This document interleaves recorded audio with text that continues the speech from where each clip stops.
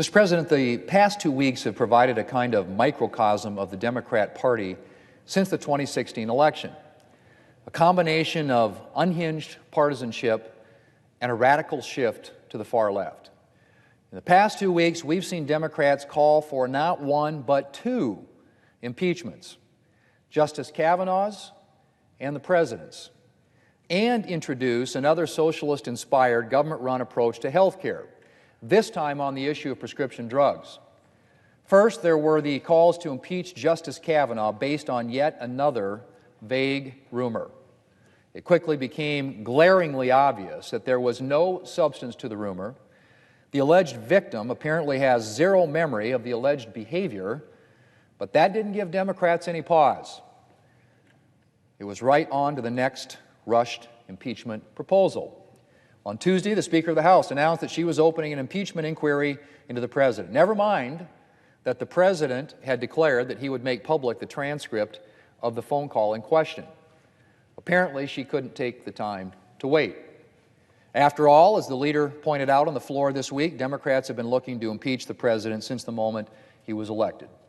For Democrats, impeachment is not something to be gravely considered as an answer to serious crimes. It's a political weapon that they hope to use to fix the fact that they didn't get their way in the last presidential election. Democrats' calls for impeachment have come so thick and fast over the past couple of years, it would be difficult to trust them to conduct an impeachment investigation if there ever were a serious reason to consider one. They made it absolutely clear that they have no objectivity at all. In addition to a poisonous partisanship, the other thing that has characterized the Democrat Party since the 2016 election is a rapid swing to the extreme left. Last week, Speaker Pelosi introduced the latest addition to the socialist agenda that Democrats have been laying out over the past year, a prescription drug bill that abandons the free market and competition that have enabled the United States to lead the way in drug innovation and life-saving cures for Americans. Now, there's no question that many Americans face high prescription drug costs, and there's no question that we can and should implement measures to drive down these costs. For months, the Senate Finance Committee, the Senate Health, Education, Labor, and Pensions Committee, and the Senate Judiciary Committee have been working on this issue. And the same is true in the House. There are multiple bipartisan ideas both houses of Congress could act on. But Speaker Pelosi's bill is not the answer to the problem of high drug costs. The Speaker's bill would force drug companies to either accept government price controls or face up to a 95% tax on the sale of their drugs. That's right, Mr. President, 95%. This is not a good faith effort to come to the table to talk about solutions for lowering drug prices and out-of-pocket costs for Americans. Mr. President, right now, America is a leader in prescription drug innovation and the development of new treatments. The Speaker's bill would threaten all of that. Under her bill, research into new treatments and cures would decrease. Yes, we need to address high drug prices, but discouraging the innovation that has improved the lives of so many Americans is not the way to go about it. The Speaker's proposal for government-run prescription drug pricing would do exactly what Democrats' larger socialist health care fantasy would do, and that is to hurt Americans' health care. It would add limited health care innovation to the many negatives that Americans would experience under so-called Medicare for All. Negatives like reduced access to care, limited treatment options, long wait times, and big tax bills for ordinary Americans.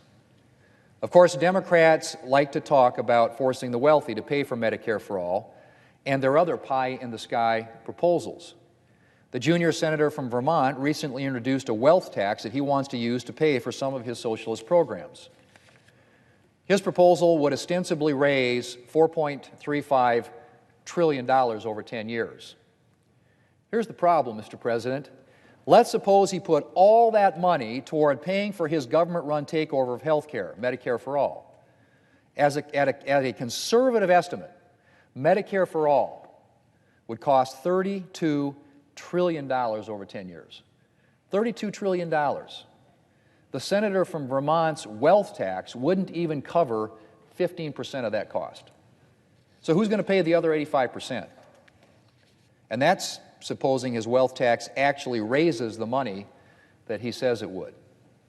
European countries have repealed their wealth taxes right and left because they were ineffective. While I'm sure the senator from Vermont and others would be happy to levy additional taxes on the wealthy, the truth is there simply aren't enough wealthy people in the United States to pay for all of the Democrats' socialist proposals. Ultimately, the burden for paying for these proposals would fall heavily on the middle class. Mr. President, there's no question that divided government can make things challenging, but it can also be the occasion for real bipartisan action. Senate Republicans would love to work with Democrats on solutions to problems like the cost of health care.